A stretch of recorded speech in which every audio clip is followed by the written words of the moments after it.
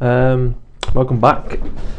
It's going to be a bit different this episode because I did record this process, but I forgot to turn on my microphone because I'm a douchebag, and so now I've got to do this sort of version where I'm just sort of watching myself work and describing to you what I'm doing. So I'm in Photoshop, as you can see, and what I'm doing now is I'm sort of compiling together all my renders of this character into one sort of big PSD file. So I've got them all together, and I can composite the front and back of them together. I think it takes me quite a ridiculous amount of time to do this, so please bear with it. I suppose I could chop this up, make the video a bit shorter, but we'll just see how long it takes, and if not, I'll just edit this bit out. But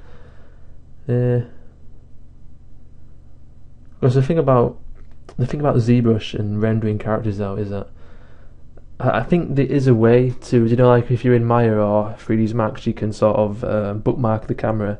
I swear you can do that in Zbrush now, but I have no idea. So because once you set the lighting up, and all the render passes have to be, completely aligned for it to work. You have to spin it around eventually, so it just requires you to render it out twice, and it's just, annoying to have to composite them separately. So this is the only workaround that I've found so far, just to chuck them all into the same file and merge the layers together, so it all lines up, and you're doing the same. Just give it the same treatment for each layer instead of having to do it twice, which I've done in the past. And I think the compositing layers I have are a color layer. I have an ambient occlusion. I have a shadow pass. I have a highlight and a secondary sort of bounce highlight, so you can see the silhouette of this character. And that's pretty much it. It's a pretty simple render, not too crazy. Like I say, I'm not a very confident renderer. I don't know, it's just not something that I've taught myself, so it's very basic, but it gets the job done in showing people what this character is. And all I'm doing right now is just merging these layers together. Pretty simple so far. Don't really have to explain much. The short key to merge a layer in Photoshop is Control E, and it takes a layer that you've got and it merges it with the bottom layer. That's just directly underneath it, so you have to sort of place the layer you want to merge above it in the layer palette, which is on the right there. But yeah, compositing is kind of weird because you have so much control in Photoshop. So even if the colours are off, slightly in ZBrush, and it requires you to hand paint that entire section again, you may as well just edit it out a little bit in Photoshop to save you some time. Admittedly, though, I've spent I had spent an awful amount of time on this character. Just I've been procrastinating quite a bit. Totally guilty of that. Okay, what you saw me do there is I copied the layer mask, and I made a new channel. And if you have a alpha in the channel section, you can control click on that alpha on the actual thumbnail, and it's going to select the white area, or whatever it is the alpha is, and then I used it to delete out the excess on all these composite files on each layer. Then now I think I'm just rearranging, because what I've got selected here is that was a depth mask that I'm going to use later on. What else am I doing now? I think I'm trying to find the ambient occlusion. That's my shadows. That's the bounced light. And what I'm doing now is I'm making a background layer just to sort of, and I'm looking at all that crazy transparency thing in Photoshop. So I'm just coloring that on a separate layer, and I'm finding my color information.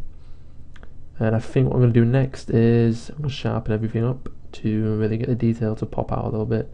I'm just playing around with sharpen and sharpen more, which I find just work. They work. Just it's all you need really. You don't really need any of that smart sharpening. Just if it's too much, use sharpen. If it's too less, use sharpen more, or just try 2 sharpens. But sharpen more really does bring out like a real nice amount of detail. Like it just pops instantly. So I usually just use sharpen more, but it depends how big your render is, I guess. I think what I'm doing now is I'm finding the ambient occlusion pass. Where is it? Come on, stop messing around, Liam. And just deleted out the mask there, so I didn't need it anymore. That's the shadows, and that's the ambient occlusion. So what I'm doing now is I'm just going to rearrange it. I think I'm going to drag it down so it's above my colour, like that. I'm going to set it to multiply.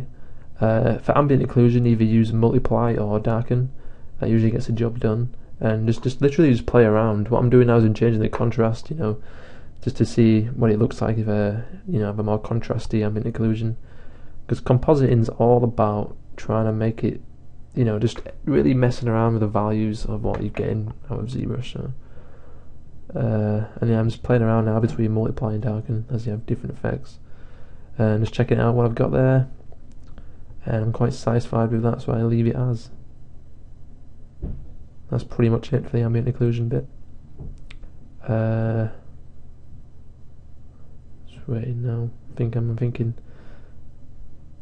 Now I'm going to do the shadows, which look a bit harsh. I think I separate the actual floor shadow from the character shadow out eventually. Yeah, I think you'll see me duplicate the shadow pass in a minute. I don't know what I'm doing there. There you go, I've just duplicated the shadow pass there so I can use masking to separate those shadows out. And now I've just set the shadow to multiply so I can see what I'm getting out of that. And I'm acknowledging that the shadow is really dark. You can see on that calf muscle on the back of that leg, and it's just a pure black sort of image now, which I didn't like. So I'm just playing around with different settings on that, different versions of multiply and darken. Playing around with the opacity now, just to bring out that calf muscle a bit so you can see what it is instead of it just being a black splodge. So the thing about these shadows is that they often do end up being really harsh. So now I'm applying a layer mask. I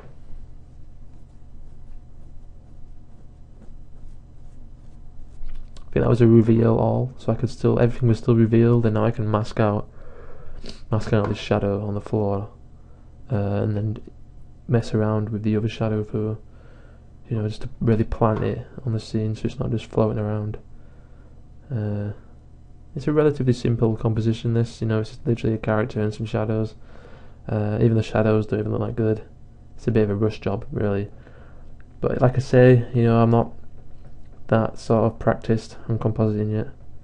It's something I do intend to do, but I just want to get a nice body of work first. So, plus on the fact that I am modelling now for a project, so I just need to get these characters done, get them out there, and just so they can get animated and stuff. So that's why I'm not really too fussed about the rendering aspect, I guess.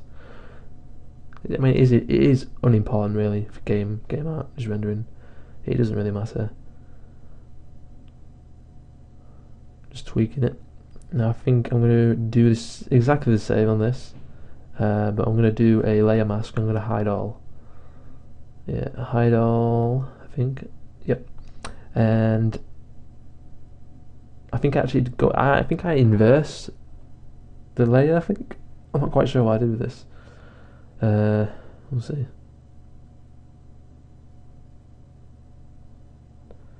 I was switching colours using white. Nah, yeah, I didn't use reverse. I just brushed in that shadow a little bit. Same on that side as well.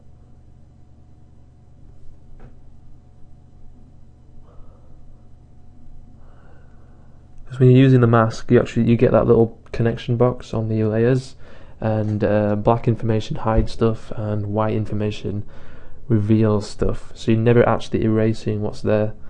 But the neat thing about this is, if you use your X key, you can switch between black and white on that sort of little palette, which is pretty useful. It's pretty cool.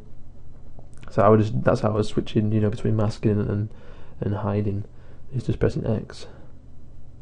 And now I'm trying out a gradient background, which it ended up being all shit, so I just got rid of it in the end. I think I spend quite a bit just messing around. So I'm trying to make it look like, I don't know, like there's a floor sort of disappears in the horizon or some shit, I don't know. Either way, I failed it miserably and it looked crap, so in the end I just scrapped it. I think I ended up messing around with this for a few minutes. I'm tired.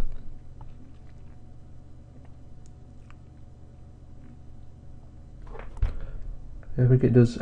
I was getting really pissed off about the way it was being rendered on my screen, because I don't know, it's like it's all what's the word, divid, you know what I mean? It's not actually smooth or anything like that, and I think that's news to my graphics card. I'm not exactly sure why it was doing that, but it just looked crap, and I couldn't get it to look right, so I just left it. And what I'm doing now is I'm adding the highlight.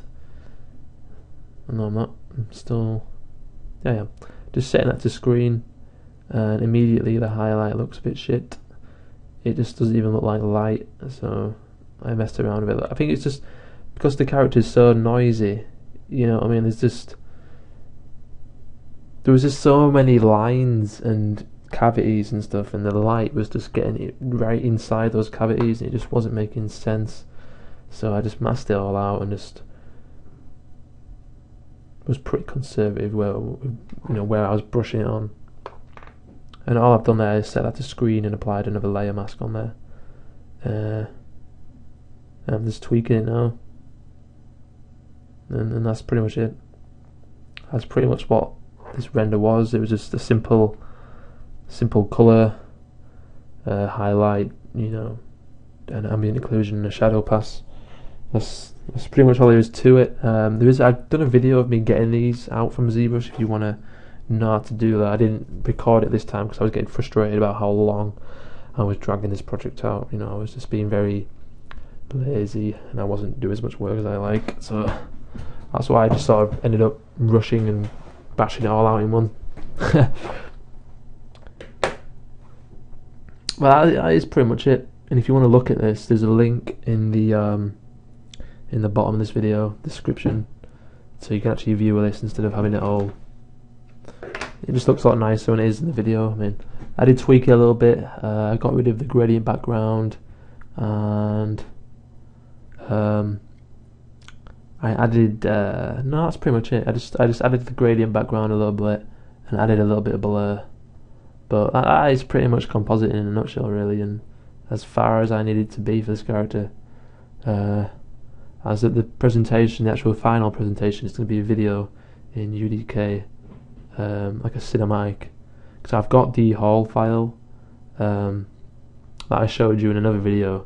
I've got the actual UDK file of that, and I'm just going to have him stood in there, and just the camera like rotating and flying around and stuff. So that should be pretty cool. Quite excited to do that. I'm in the process of making the GameEdge version right now, so just doing that in a minute. Yeah. I think I will record myself messing around with the textures on this. I'm just going to play around a lot with the colours. The guy who's running the project says that I should try a couple of variations, or just try and, I don't know, make it a little bit more scarier somehow. But I'm not quite sure how I'm going to do that yet, so that's going to be interesting. I am wanting to add I'm going to add dirt and blood and stuff like that on him, just to give him a more imposing look. But I also need to figure out how I'm going to make his eyes glow, because in the concept I had glowing eyes. But that's also to do with UDK, so I'll tackle that bridge when I get to it. But again, I'm just messing around now, and eventually I just get rid of the background, and it's real simple. it don't change much from what it is now. So just check it out in the link. And that's pretty much it, guys. Cheers.